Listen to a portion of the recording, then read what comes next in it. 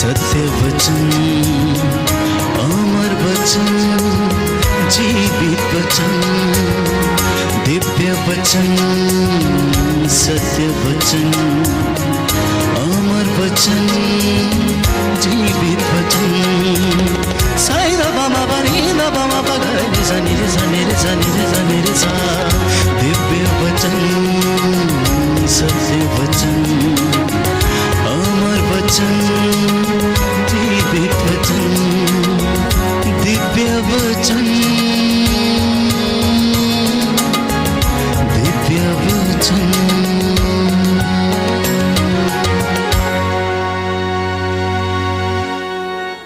प्यारे भाइयों और बहनों, यीशु आया है, यीशु आया है। क्या करने के लिए आया है?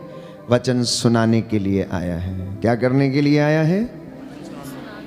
चंगा करने के लिए आया है, जीवन देने के लिए आया है, उद्धार देने के लिए आया है। जिस जिस घर में, जिस जिस नगर में यीशु गया, जहाँ जहाँ पर उसके कदम पड़े वहाँ पर उद्धार आया, शांति आई, चंगाई आई और मुक्ति आई। प्यारे भाइयों और बहनों, क्योंकि प्रभु का स्वभाव देने का है, प्रभु का स्वभाव चंगा करने का है, प्रभु का स्वभाव प्रियजनों आशीर्वाद देने का है। इंसान कितनी भी गलती क्यों ना करे, वो कितना भी पाप में क्यों ना रहे, फिर भी उसको परमेश्वर निमंत्रण देता है। यशायाह नबी के ग्रंथ अध्याय 1 पद संख्या 18 में, आओ हम एक साथ विचार करें। देखिए उसकी दयालुता।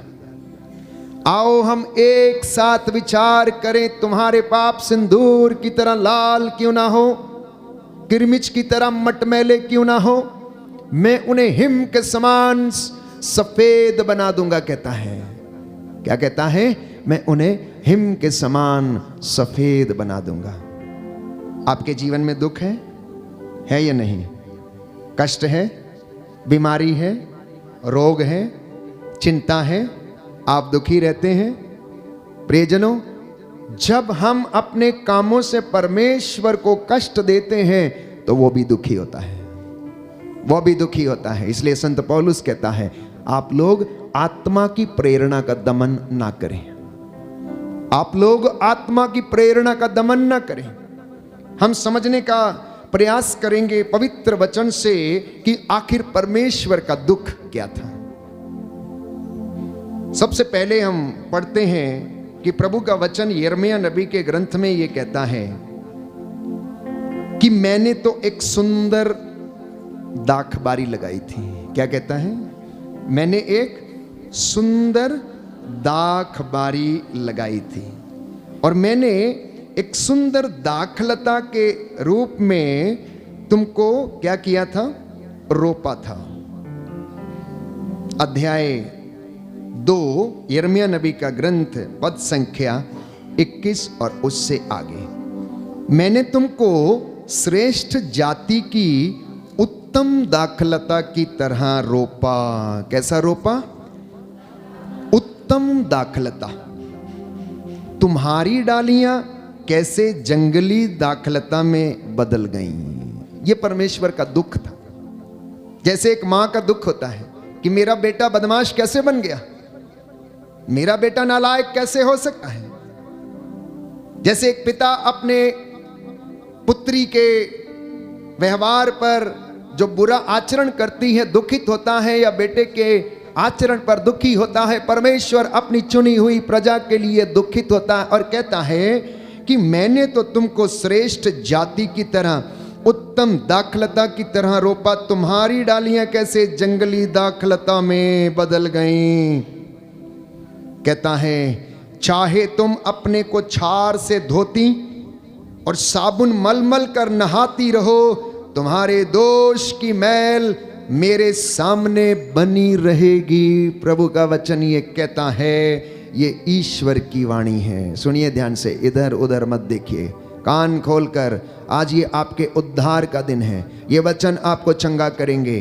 प्रभु का वचन सुना आपने, कहता है चाहे तू अपने आप को साबुन की झाग से मल मल के नहाती रहे, लेकिन तेरा दोष सदा मेरे सामने बना रहेगा जब तक कि मैं उसे मिटा ना दूं। इसलिए मेरे पास लौट कर आ, हम दोनों बैठें, हम बातचीत करें, हम विचार करें। तेरी गलतियां कितनी भी बड़ी क्यों ना हो, परंतु मैं तेरा परमेश्वर जो तुझसे प्रेम करता हूं, मैं उसे सदा के लिए मिटा दूंगा। कहता है मैं सदा के लिए तेरा दोष खत्म कर दूंगा। 40 की ये अवधि है। आप में से बहुत सारे लोग पूछते हैं हम किन बातों के लिए प्रायश्चित करें, हम किन बातों के लिए प्रभु के पास लौटें, क्या कहें, पाप स्वीकार कैसे करें, आखिर हमने गलती क्या की है। प्यारे भाइयों और बहनों, परमेश्वर दोष नहीं लगाता लेकिन दुख व्यक्त करता है। इसलिए कुछ वचनों को हम पढ़ना शुरू करेंगे प्यारे भाइयों और बहनों, कि प्रभु ये कहता है मैंने तुझे उत्तम दाखलता के रूप में मैंने तुझे रोपा था, उत्तम दाखलता के रूप में। तो प्रभु का वचन हमें बताता है, कुछ वचन मैं आपके साथ साझा करना चाहता हूं। लिखा है यशायाह नबी के ग्रंथ में,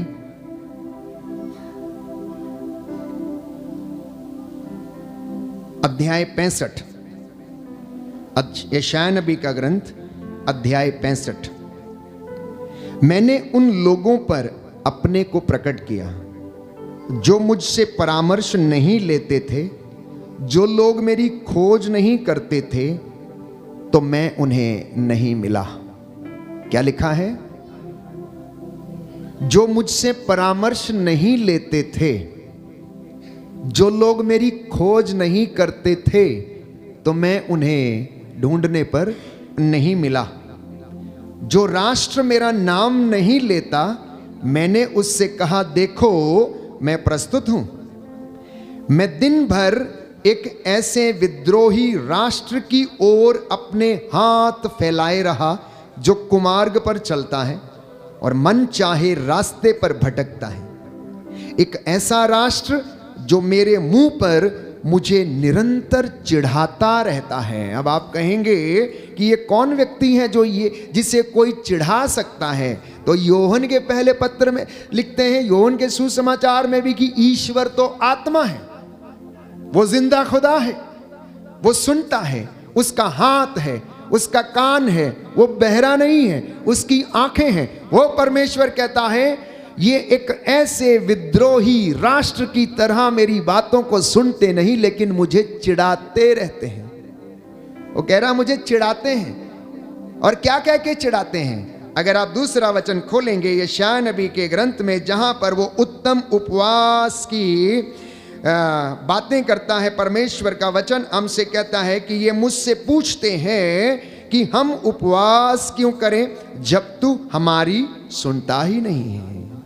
कहता है ये मुझसे पूछते हैं कि हम उपवास क्यों करें जब तू हमारी सुनता ही नहीं है। प्यारे भाइयों और बहनों, ये सुंदर वचन है कि परमेश्वर किस तरह से अपने भक्तों से बातें करता है।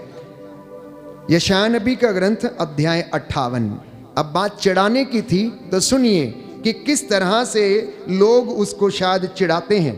लिखा है अध्याय 58 पद संख्या 3 और उससे आगे, वे कहते हैं कि हम उपवास क्यों करते हैं जब तू देखता भी नहीं, हम तपस्या क्यों करते हैं जब तू ध्यान भी नहीं देता। देखो उपवास के दिनों में तुम अपना कारोबार करते हो, प्रभु जवाब देता है, और अपने सब मजदूरों से कठोर परिश्रम लेते हो। तुम उपवास के दिनों में लड़ाई झगड़े करते हो। तो यदि आप उससे सवाल कर रहे हैं चिढ़ाते हुए कि हम ऐसा काम क्यों करें, हम सेवा क्यों दें, हम दशमांश क्यों दें, हम मंदिर की सीढ़ियों पर झाड़ू क्यों लगाएं, हम पोछा क्यों लगाएं, हम मंदिर की सेवा क्यों करें, हम सेवादार क्यों बने, जब तू हमारी सुनता ही नहीं, देखता ही नहीं, तो कहता है ये एक विद्रोही राष्ट्र की तरह बात करते हैं और मेरे मुख पर मुझे चिढ़ाते हैं।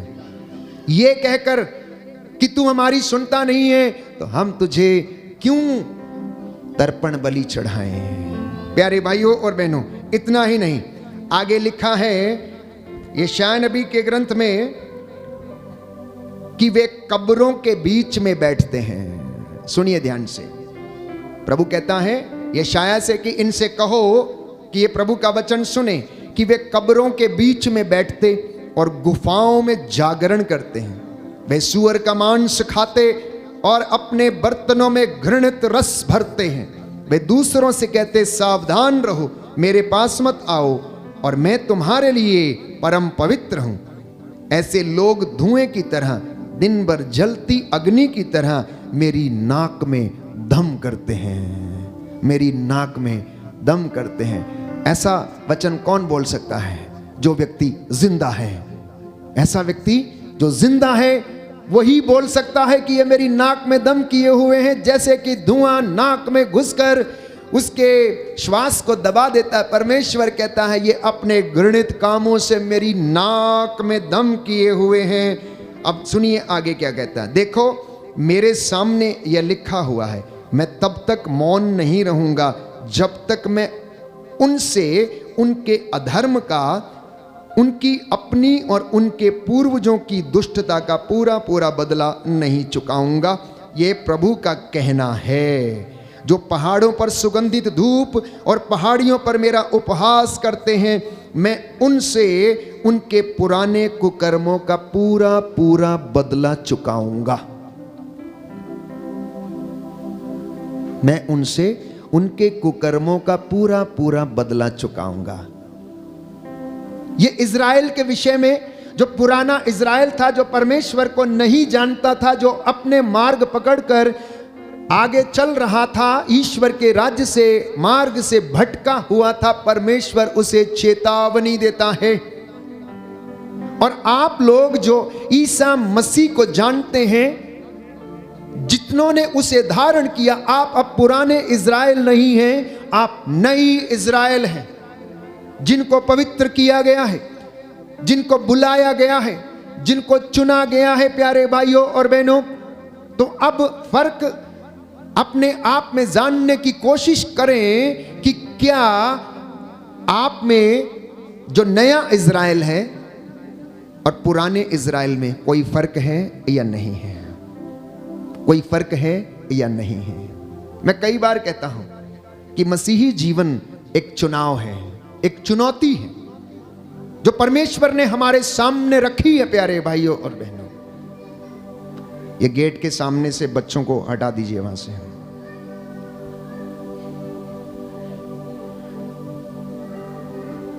तो परमेश्वर हमें अपने वचन के द्वारा आमंत्रित करता है, हमें चेतावनी देता है, लगातार चेतावनी देता है। प्यारे भाइयों और बहनों, कि मैं तुम्हें शुद्ध करना चाहता हूं, मेरी प्रजा तुम मेरे पास लौट कर चले आओ, मैं तुम पर दोष नहीं लगाऊंगा, मैं सदा तुम्हें दोष नहीं दूंगा। और इसलिए कहता, आओ हम एक साथ बैठकर विचार करें। और ये वचन जो आप सुन रहे हैं आपको चंगाई प्रदान करेगा। कुछ और बातें हम पढ़ेंगे परमेश्वर के वचन से कि आखिर क्यों प्रभु को इतना दुख था कि वह इंसान से इतना नाराज था।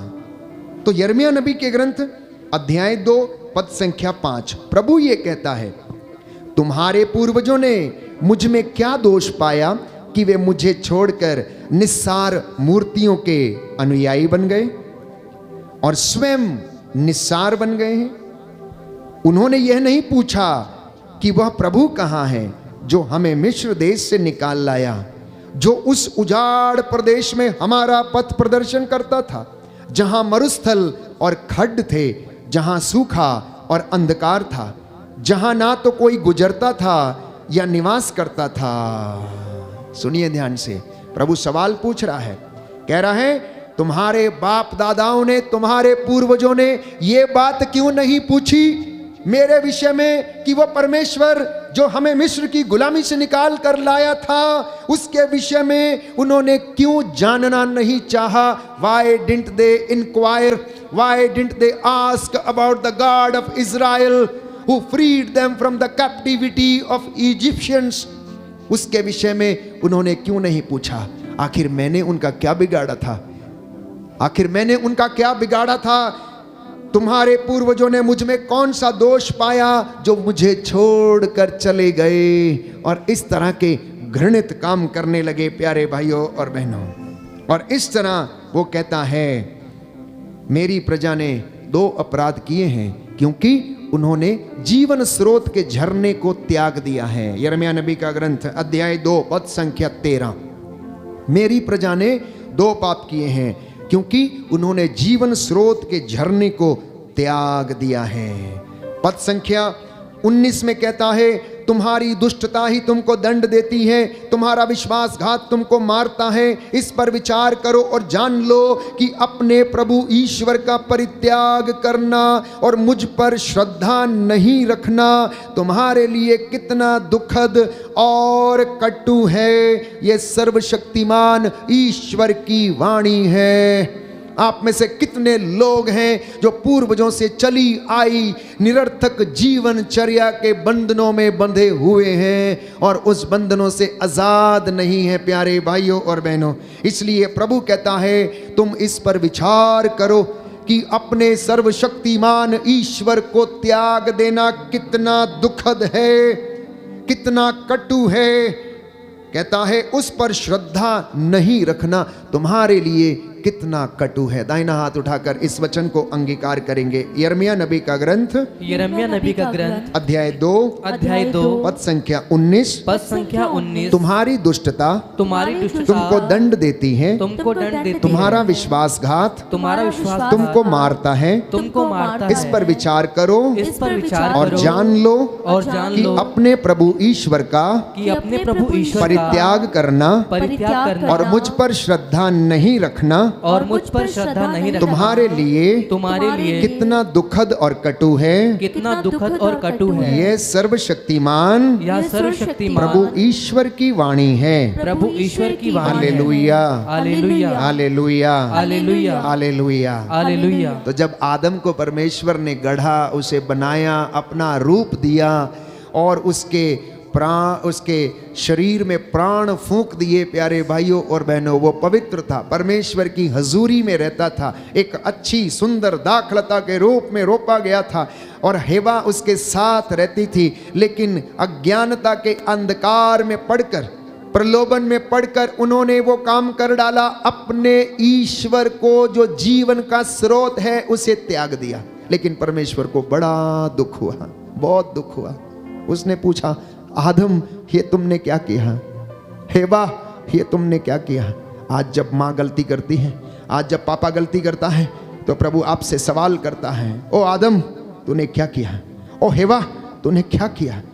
तूने अपने बच्चों की देखभाल नहीं की, तूने उन्हें धर्म नहीं सिखाया, तूने उन्हें संस्कार नहीं सिखाए, तेरी दाखबारियां जंगली कैसे हो गई हैं। ये सवाल आज भी आपसे परमेश्वर अपनी पवित्र संहिता के द्वारा पूछता रहता है। आदम तुम कहां हो, इमैनुअल तुम कहां हो। आप में से जितने लोगों के नाम परमेश्वर ने आपको दिए हैं बपतिस्मा के दौरान, और जिस नाम से आप जाने जाते हैं, उससे आपको पुकार पुकार कर वो पूछता है तुम कहां हो। आदम ने जवाब दिया कि मैं नंगा हूं इसलिए मैं झाड़ियों के पीछे छिप गया हूं। आप कौन सा जवाब देते हैं, आप कौन सा जवाब देते हैं, आप क्या बोलते हैं प्रभु को। यह मनन चिंतन का विषय है। व्हाट डू यू से कि मैं कहां हूं, व्हाट डू यू से कि मैं कहां हूं। प्यारे भाइयों और बहनों, यह सवाल जब आदम से पूछा गया तो आदम ने कहा मैं तेरी आवाज सुन के डर गया, मैं तेरी आवाज सुन के डर गया और मैंने अपने आप को झाड़ियों के पीछे, पत्तों के पीछे छिपा लिया है। परमेश्वर ने उससे कहा किसने तुझे बताया कि तू नंगा है, क्या तुमने वो घृणित काम किया, मेरी आज्ञा का उल्लंघन किया जिसे मैंने तुझे करने से मना किया था। क्या तूने उस फल को खाया। बोला नहीं नहीं, तूने जिसको मेरे साथ रखा उसने दिया और मैंने खा लिया। उससे पूछा तूने एक काम किया, उसने बोला सांप ने मुझे बहका दिया और मैंने खा लिया। एक दूसरे के ऊपर दोषारोपण। परमेश्वर दुखी होता रहा, दुखी होता रहा। और मैंने आपको कई मर्तबा बताया है कि आदम और हेवा ने अपने लिए पत्तों के कपड़े बनाए और परमेश्वर शायद उनके ऊपर हंसता होगा, आदम की नादानी पर हंसता होगा और कहता होगा, आदम तुम क्या सोचते हो, पत्तों के कपड़े बनाकर तुम अपनी नग्नता ढक सकते हो? अभी सूरज निकलेगा, पत्ते सूख जाएंगे और तेरा शरीर फिर से नंगा हो जाएगा। तो परमेश्वर ने क्या किया? एक मेमने का वध किया। बाइबल कहती है उत्पत्ति ग्रंथ में, एक मेमने का वध किया, उसकी खाल से उसके कपड़े बनाए और आदम और हवा को वो खाल के कपड़े पहनाए। और नई व्यवस्था में बाइबल कहती है प्यारे भाइयों और बहनों की परमेश्वर ने अपना लहू बहाकर, यीशु ने अपना लहू बनाकर आपको पवित्रता और मुक्ति के वस्त्र पहनाए, जिससे कि आपका दोष कभी भी नग्न ना हो और परमेश्वर उसको माफ करता है और आपको वो पवित्रता के वस्त्र पहनाता है, क्योंकि उसने अपना जीवन न्यौछावर किया और हमारे लिए उन वस्त्रों को उसने प्रदान किया है, जिसको पहनकर, जिस नाम को लेकर हम उसके चरणों में आते हैं। उसका वध किया गया, उसका कोई दोष नहीं था, वो निर्दोष था और उसके बलिदान से मुझे और आपको प्यारे भाइयों और बहनों मुक्ति मिली, उद्धार मिला। और आज हम उसी बात को याद करने के लिए उसके सामने हैं और वो आपको याद दिला रहा है कि मैंने तुम्हारे लिए क्या क्या कहा, मैंने तुम्हारे लिए क्या क्या सहा, मैंने तुम्हारे लिए कौन कौन सी बातों को अपने कंधों के ऊपर उठा लिया, तुम्हारे सर्व पापों को मैंने अपने कंधों पर उठा लिया। प्यारे भाइयों और बहनों, ये परमेश्वर का दुख था, लेकिन वो दयालु ईश्वर है। वो उसी दिन से आदम और हेवा को बचाने की कोशिश में लगा रहा, इसलिए नबियों को भेजता रहा, वचन सुनाने के लिए, भविष्यवाणियां करने के लिए, जगह जगह पर उन्हें रास्ता दिखाने के लिए, मरुभूमि में प्यारे भाइयों और बहनों उन्हें हर चीज मुहैया कराने के लिए, पानी, मन्ना खाने के लिए, भोजन, बटेरे, और उनके साथ साथ वो रहता था। क्यों? क्योंकि वो उनसे प्रेम करता था। क्यों करता था? वो 40 साल जो मरुभूमि में उन्होंने बिताए प्यारे भाइयों और बहनों, जो कि लगभग 13 दिन की यात्रा थी, परमेश्वर का वचन हमें बताता है प्रज्ञा ग्रंथ अध्याय 12 पद संख्या 10 में कि तूने धीरे धीरे दंड देकर उन्हें प्रायश्चित करने का अवसर प्रदान किया। प्रज्ञा ग्रंथ अध्याय 12 पद संख्या 10, बुक ऑफ विजडम। बार बार इस वचन को आप पढ़ें, बार बार इस वचन को आप पढ़ें। Book of wisdom chapter 12 verse 10। किंतु तूने धीरे धीरे दंड देकर उन्हें पश्चाताप करने का अवसर दिया, हालांकि तू उनका विकृत स्वभाव और जन्मजात दुष्टता जानता था, और यह भी कि वे अपने विचार कभी नहीं बदलेंगे, क्योंकि यह जाति प्रारंभ से ही अभिशप्त थी। यह जाति प्रारंभ से ही अभिशप्त थी। प्रभु का वचन कहता है वो जानता था कि इनका विकृत स्वभाव कभी बदलेगा नहीं, लेकिन फिर भी वो मौका दिया, क्योंकि वो हमारे प्रति अपना प्रेम प्रकट करता है, अपनी दयालुता को हमें दिखाना चाहता है, इसलिए वो हमारे पीछे पीछे आता है और अपने उन पावन हाथों में हमें स्वीकार करने के लिए तैयार रहता है, चंगा करने के लिए तैयार रहता है। इसलिए संत पौलुस कहता है, कौन मसीह के प्रेम की लंबाई, चौड़ाई और ऊंचाई को माप सकता है? कोई नहीं माप सकता प्यारे भाई और बहनों। वो परमेश्वर प्रतिज्ञाओं का धनी है, वो परमेश्वर दयालुता का धनी है, वो परमेश्वर जिसकी हुजूरी में आप बैठे हैं, आप मांगिए वो आपको देगा। लेकिन वो वचन कहता है योहन के सुसमाचार में कि तुमने अभी तक मेरा नाम लेकर कुछ मांगा नहीं है। योहन के सुसमाचार में हम पढ़ते हैं, प्रभु का वचन हमें बताता है कि तुमने मेरा नाम लेकर अभी तक कुछ भी नहीं मांगा है, मांगो और तुम्हें दिया जाएगा। बोलो आमीन। Hallelujah, hallelujah. यीशु की स्तुति हो, यीशु की स्तुति यीशु हो, को धन्यवाद, यीशु को धन्यवाद, यीशु की आराधना हो, यीशु की आराधना यीशु हो, की महिमा हो, यीशु की महिमा यीशु हो, को धन्यवाद, यीशु को धन्यवाद। Hallelujah, hallelujah, hallelujah, hallelujah, hallelujah. Hallelujah. आइए प्रभु यीशु आइए प्रभु यीशु मेरे घर में, मेरे घर में, मेरे जीवन में, मेरे जीवन मेरे में, परिवार में, मेरे परिवार में अधिकार लीजिए। अधिकार लीजिए। Hallelujah, hallelujah, hallelujah. हालेलुया। तो कहता है मेरे पिता की महिमा इससे प्रकट होगी कि तुम लोग बहुत फल उत्पन्न करो और मेरे शिष्य बने रहो। यदि तुम मुझ में रहो और तुम में मेरी शिक्षा बनी रहती है तो चाहे जो मांगो वह तुम्हें दिया जाएगा, चाहे जो मांगो वह तुम्हें दिया जाएगा, चाहे जो मांगो वह तुम्हें दिया जाएगा। अध्याय 14 योहन का सुसमाचार पद संख्या 13 और उससे आगे। तुम मेरा नाम लेकर जो कुछ मांगोगे मैं तुम्हें वही प्रदान करूंगा, जिससे कि पुत्र के द्वारा पिता की महिमा प्रकट हो। यदि तुम मेरा नाम लेकर मुझसे जो कुछ भी मांगोगे तो मैं तुम्हें वही प्रदान करूंगा। बोलिए आमेन, आमीन। Hallelujah, hallelujah, hallelujah, hallelujah, hallelujah. Hallelujah. तो वो परमेश्वर देने वाला है, सदा देने के लिए तैयार है। बहुत सारे लोग हैं मांगते भी हैं लेकिन विश्वास भी नहीं करते हैं, मांगते भी हैं विश्वास भी नहीं करते हैं, विचलित रहता है। याकूब इसके विषय में लिखता है कि जो व्यक्ति संदेह करता है वो समुद्र की लहरों की तरह है, वो समुद्र की लहरों की तरह है, कभी उठती हैं, कभी नीचे बैठती हैं, कभी ऊपर होती हैं, कभी नीचे बैठती हैं। तो ऐसा व्यक्ति जो संदेह करता है प्यारे भाइयों और बहनों, वो कभी भी अपने जीवन में सफल नहीं होता है, वो कभी भी अपने जीवन में सफल नहीं होता है। इसलिए योशुआ के ग्रंथ अध्याय 4 पद संख्या 1 से 2 में हम पढ़ते हैं कि इज़राइल का प्रभु ईश्वर ये कहता है कि मैंने मूसा और हारून को भेजा, चमत्कार दिखाए, मैंने अमोरियों को तुम्हारे हाथ में दे दिया, मैंने चट्टान से पानी निकाला, मैंने समुद्र को 2 भागों में विभाजित कर दिया। अध्याय 24 पद संख्या 15 में कहता है, योशुआ कहता है कि मैं उस परमेश्वर के नाम की शपथ लेकर मैंने ये फैसला किया है कि आज से मैं और मेरा परिवार प्रभु की क्या करेंगे, सेवा करेंगे।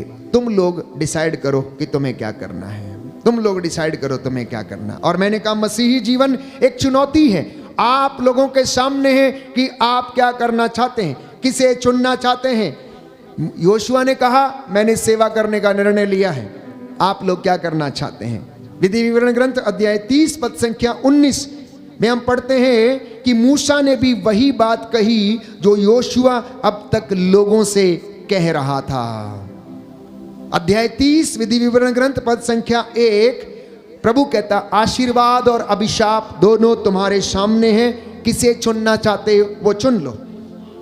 अध्याय 30 पद संख्या 15 विधि विवरण ग्रंथ, जीवन और मृत्यु, भलाई और बुराई तुम्हारे सामने रखता हूं, जिसे चुनना चाहते हो उसे तुम लोग चुन लो। ये आज का वचन है। परमेश्वर प्यारे भाइयों और बहनों अपने डरवैयों को क्या करता है, आशीष प्रदान करता है। इसलिए जब हम उसके अनुग्रह के सिंहासन के पास आते हैं तो हमें घबराने की आवश्यकता नहीं है। हालांकि वो हमारे जीवन में अनेक दोष निकाल सकता है, लेकिन कहता है मैं तुम पर दोष नहीं लगाऊंगा। मेरे बेटे मैं तुम पर दोष नहीं लगाऊंगा, मेरी बेटी मैं तुम पर दोष नहीं लगाऊंगा। मैं तुम्हारे आचरण से भली भांति परिचित हूं, मैं तुम्हारे आचरण से भली भांति परिचित हूं, परंतु मेरी एक इच्छा है कि तुम मेरे पास लौटकर चले आओ, मेरे पास लौटकर चले आओ। कई लोग सोचते हैं कि परमेश्वर का स्वभाव ऐसा है कि वो दंड नहीं देगा। प्यारे भाइयों और बहनों, पुरानी व्यवस्था में बाइबल निरंतर यही कहती है कि मैं जब तक तुम्हें दंड ना दूंगा क्या मैं छोड़ दूं तुमको। कहता नहीं, ऐसे कैसे छोड़ दूंगा।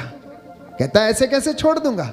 मैंने मिरियम को नहीं छोड़ा, जिसने मेरे दास मूसा के ऊपर अभियोग लगाया। 7 दिन मैंने उसे तंबू से बाहर रखा और उस तंबू से परमेश्वर हट गया। बाइबल कहती है परमेश्वर हट गया, नाराज हो गया, चला गया। जिस घर में प्यारे भाइयों और बहनों उसकी इबादत नहीं, उसकी निंदा है, तो परमेश्वर उस तंबू से, उस घर से हट जाता है।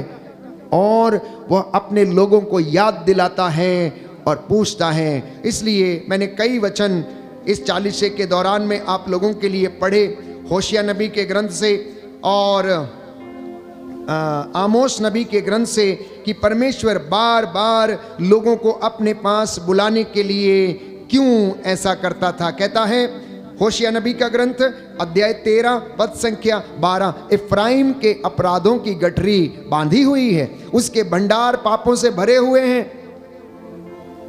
इफ्राइम के अपराधों की गठरी बांधी हुई है, उसके भंडार पापों से भरे हुए हैं।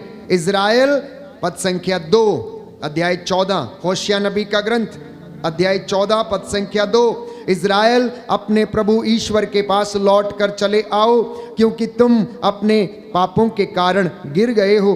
प्रार्थना का चढ़ावा लेकर प्रभु के पास आओ और उससे यह कहो, हमारा अपराध मिटा दे और हमारा सद्भाव ग्रहण कर। पद संख्या 5, होशिया नबी का ग्रंथ अध्याय 14 पद संख्या 5, मैं उनके विश्वासघात का घाव भर दूंगा, मैं उनके विश्वासघात का घाव भर दूंगा, मैं सारे हृदय से उनको प्यार करूंगा, क्योंकि मेरा क्रोध उन पर से अब दूर हो गया है। कितनी सुंदर बात है, कितनी सुंदर बात है। प्रभु ये सांत्वना देता है आपको और मुझे कि मैं दोष नहीं दूंगा, तुम्हारा विश्वासघात भर दूंगा, उसका घाव भर दूंगा, क्योंकि मेरा क्रोध अब उन पर से दूर हो गया है। मेरा क्रोध अब उन पर से क्या हो गया है?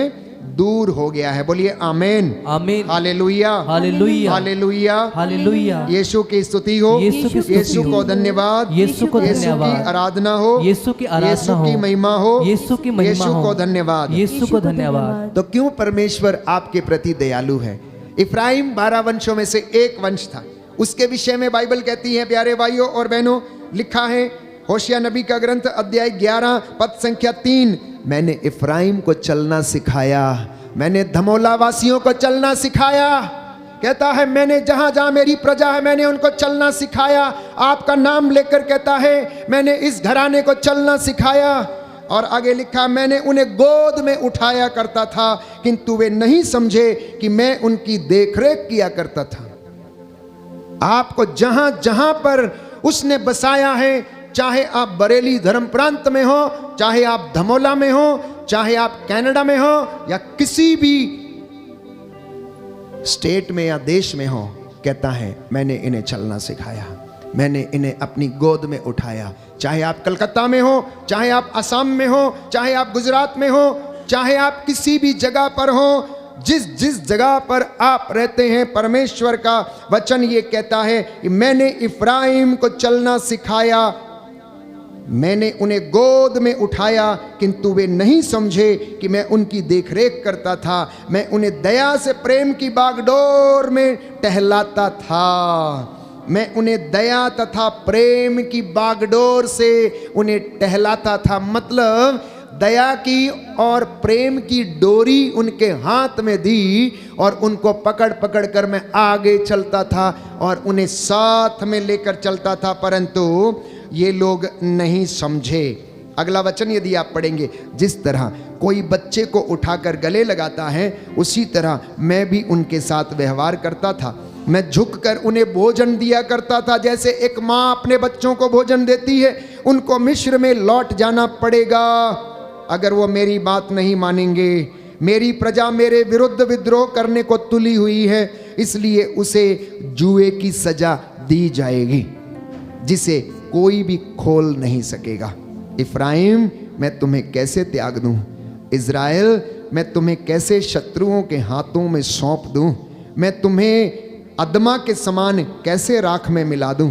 मैं तुम्हें सबोईम के समान कैसे भस्म कर दूं? मेरा हृदय नहीं मानता, मुझ में दया उमड़ आती है, मैं अपना क्रोध भड़कने नहीं दूंगा, मैं फिर इफ्राइम का विनाश नहीं करूंगा, क्योंकि मैं मनुष्य नहीं, मैं ईश्वर हूं, कहता है, इसलिए मैं तेरा सर्वनाश नहीं करूंगा। चाहे तू कितने पाप कर ले, चाहे तू कितने तंत्र मंत्र कर ले, लेकिन मेरी दया तेरे प्रति उमड़ आएगी। लेकिन इंसान समझता नहीं है, विपत्ति पीछा करती है। याद रखिए, बुढ़ापे में भी आपका पीछा करेगी। आपका पैर टूट जाएगा, आपकी रीढ़ की हड्डी टूट जाएगी प्यारे भाइयों और बहनों, और आपको वो बिस्तर के ऊपर डाल देगा आपको सिखाने के लिए कि मैंने तेरे ऊपर इतनी दया की थी, लेकिन तुम मेरी बात नहीं समझा, तुम मेरी बात नहीं समझी, तेरा घाव भरूंगा जरूर। ये मेरे वचन नहीं, बाइबल के वचन हैं प्यारे भाइयों और बहनों। प्रभु ने होशिया नबी के द्वारा इस बात को कहा कि तू मेरी बात नहीं मानता था। इफ्राइम तेरे पापों की गठरी बांधी हुई है, इज़राइल तेरे पापों की गठरी बांधी हुई है, मेरे सामने है, तेरा दोष मेरे सामने है, लेकिन मैं तुझे कैसे त्याग दूं, मैं तुझे कैसे छोड़ दूं, अदमा की तरह मैं तुझे कैसे राख में मिल जाने दूं, मैं तेरा घाव भरूंगा। कहता है मैं तेरा घाव भरूंगा जरूर, तेरे घावों पर पट्टी जरूर बांधूंगा, मैं उन्हें चंगा करूंगा। ये हमारा परमेश्वर है जिसके सामने आप बैठे हुए हैं। ये उसके वचन हैं जो हमें शांत बना देते हैं, ये उसके वचन हैं जो हम में हौसला भरते हैं प्यारे भाइयों और बहनों। और आप उसके सामने आकर चिल्लाते रोते गिड़गिड़ाते हैं, प्रभु हम पर दया कर, हमारे परिवार पर दया कर। आगे लिखा है, कहता है मुझ में दया उमड़ आती है, मैं अपना क्रोध भड़कने नहीं दूंगा, मैं फिर इफ्राइम का विनाश नहीं करूंगा, क्योंकि मैं मनुष्य नहीं मैं ईश्वर हूं, मैं तुम्हारे बीच परम पावन प्रभु हूं, मुझे विनाश से घृणा है। कहता है मुझे तो विनाश से घृणा है। वे प्रभु के पीछे हो लेंगे, प्रभु शेर की तरह गरज उठेगा, हाँ गरज उठेगा, और मेरी गरज सुनकर मेरे पुत्र दौड़ते हुए पश्चिम से आएंगे। जितने लोग उसका वचन सुनेंगे प्यारे भाइयों और बहनों, उनके लिए वो दया का स्रोत बन जाएगा और उन्हें आशीष प्रदान करेगा। बोलिए आमीन आमीन, हालेलुया हालेलुया। हे प्रभु यीशु, हे प्रभु यीशु, मुझ पर दया कीजिए, मुझ पर दया मेरे कीजिए, परिवार पर दया कीजिए, मेरे परिवार पर दया कीजिए। Hallelujah hallelujah, hallelujah hallelujah. इसलिए अब क्या करना है वो कहता है, देखो अगले वचन में, योएल नबी के ग्रंथ अध्याय 1 पद संख्या 5, book of prophet Joel chapter 1 verse 5। जिनके पास बाइबल नहीं है आप लोग लिखा करें और घर में आप पढ़ें, जिनके पास बाइबल है वो खोलें और इनको वचनों को पढ़ें और मेरे पीछे दोहराएं। कहता है तुम शराबियों जागो और विलाप करो। कहता है तुम शराबियों जागो और विलाप करो, अंगूरी पीने वालों हाय हाय मचाओ, क्योंकि अब ताजी अंगूरी तुम्हारे मुंह से छिन गई है। यह इसलिए कि मेरे देश पर एक शक्तिशाली राष्ट्र असंख्य सेना लेकर चढ़ आया है। उसके दांत सिंह के दांतों के जैसे हैं और उसकी दाढ़ी सिंहनी के जैसी है। उसने मेरी दाखबारियों को उजाड़ दिया है, उसने मेरे अंजीर के वृक्षों को चीर फाड़ डाला है, उसने उनकी छाल झाड़ कर गिरा दी है, जिससे उनकी डालियां सफेद हो गई हैं। और ये शक्तिशाली कौन है जानते हैं आप? अगर आप पेतरुस का पहला पत्र खोलेंगे, अध्याय 5 पद संख्या 7 से 8 में पढ़ेंगे तो प्रभु का वचन ये कहता है कि शैतान दहाड़ते हुए शेर के समान विचरता फिरता है। शैतान दहाड़ते हुए शेर के समान विचरता फिरता है, किसको फाड़ खाए। प्रवक्ता ग्रंथ में हम पढ़ते हैं कि पाप दुधारी तलवार के जैसा है, उसके दांत जो हैं शेर के दांतों से भी पैने हैं, उसके काटने पर उसके घावों का कोई इलाज नहीं है। और योएल नबी के ग्रंथ में प्रभु ये कह रहा, अब ये व्यक्ति जो शक्तिशाली होने का दावा करता और है, वो क्या करता है? मेरे बच्चों के ऊपर, मेरे राष्ट्र के ऊपर चढ़ाई करने के लिए आ गया है, नष्ट करने के लिए आ गया है। लिखा है यह इसलिए कि मेरे देश पर एक शक्तिशाली राष्ट्र असंख्य सेना लेकर चढ़ आया है और उसके दांत सिंह के दांतों के समान हैं, और वो काटेंगे और मेरी प्रजा का विनाश करेंगे। इसलिए तुम शराबियों विलाप करो, जागो, अभी भी समय है, लौट कर चले आओ, मैं तुम्हें क्षमा कर दूंगा और मैं तुम्हारे घावों को भर दूंगा। बोलिए आमीन आमीन, hallelujah hallelujah, hallelujah hallelujah, hallelujah. Hallelujah. क्यों बुलाता था उनको, इजराइलियों को, इफ्राइम को, मनस्से को क्यों बुलाया? मनश्शे ने भी वही घृणित पाप किया जो उसके पूर्वजों ने किया, उसके पिता ने किया। तो लिखा है आमोस नबी के ग्रंथ अध्याय 3 पद संख्या 10, प्रभु ये कहता है कि उनको सदाचार नहीं आता है। क्या नहीं आता? उनको सदाचार नहीं आता है। वे तो अपने गढ़ों में हिंसा और हराम की कमाई जमा करते हैं। सुना आपने? इनको सदाचार करना नहीं आता बोलता, क्योंकि ये अपने गढ़ों में हिंसा की कमाई और हराम की कमाई जमा करते हैं। इसलिए प्रभु ईश्वर ये कहता है, शत्रु देश को घेर कर तेरा वैभव छिन्न भिन्न कर देगा। इसलिए दंपतियों, माता पिता, अपने घर के पुरोहितों, अपने घर के नबियों, आप अपने घर की रक्षा करें, क्योंकि बाइबल ये कहती है, प्रभु ईश्वर ये कहता है, शत्रु देश को घेर लेगा, शत्रु देश को घेर लेगा और उसका वैभव छिन्न भिन्न कर देगा और तेरे गढ़ों को वो लूट लेगा, तेरे गढ़ों को वो लूट लेगा। अब भी तुम्हारे पास समय है, तुम मेरे पास लौट कर चले आओ। तो 40 की इस अवधि में ये पवित्र समय है प्यारे भाइयों और बहनों, प्रभु के पास लौटकर उसकी दया और उसकी पवित्रता को अनुभव करने का। आज वादा करना, आज वादा करना कि हम क्या करना चाहते हैं। प्रभु की सेवा करना चाहते हैं, उसके पास लौटना चाहते हैं, उसके पास आना चाहते हैं, या क्या करना चाहते हैं, ये आपके ऊपर है। ये वचन आपका जीवन बदलने वाले वचन हैं। ये वचन आपकी चंगाई के लिए, आपके उद्धार के लिए, आपके मार्गदर्शन के लिए, आपकी उन्नति के लिए है। और प्रभु वादा करता है कि मैं सत्य प्रतिज्ञ ईश्वर हूं, मैं कभी नहीं बदलता, मैं अपना हर एक वचन और वादा पूरा करूंगा। बोलिए आमीन, आमीन, हालेलुया, हालेलुया। यीशु की स्तुति हो, यीशु की स्तुति यीशु हो, को धन्यवाद, यीशु को धन्यवाद, यीशु की आराधना हो, यीशु की आराधना हो, यीशु को धन्यवाद, यीशु को धन्यवाद। तो इसलिए क्या करना चाहिए? एक आखिरी वचन, इसे याद करें, लेकर जाएं, घर में पढ़ें। इब्रानियों का पत्र अध्याय 12, इब्रानियों का पत्र अध्याय 12। यदि आप इन तमाम बातों में ईमानदार रहना चाहते हैं, प्रभु के रास्ते पर आगे बढ़ना चाहते हैं, तो वचन ये है कि अपने शिथिल हाथों को और घुटनों को क्या करना है? सबल बनाना है, ताकि ये हाथ प्रार्थना में और इबादत में सदा ऊपर उठे रहें और प्रभु आपको निरंतर बल प्रदान करता रहे। क्योंकि लिखा है, इब्रानियों का पत्र अध्याय 12 पद संख्या 10 से मैं आपके लिए पढ़ूंगा। वे तो अपनी अपनी समझ के अनुसार इस अल्पकालिक जीवन के लिए हमें तैयार करने के उद्देश्य से दंड देते थे। ईश्वर हमारे कल्याण के लिए ऐसा करता है, क्योंकि वह हमें अपनी पवित्रता का भागी बनाना चाहता है।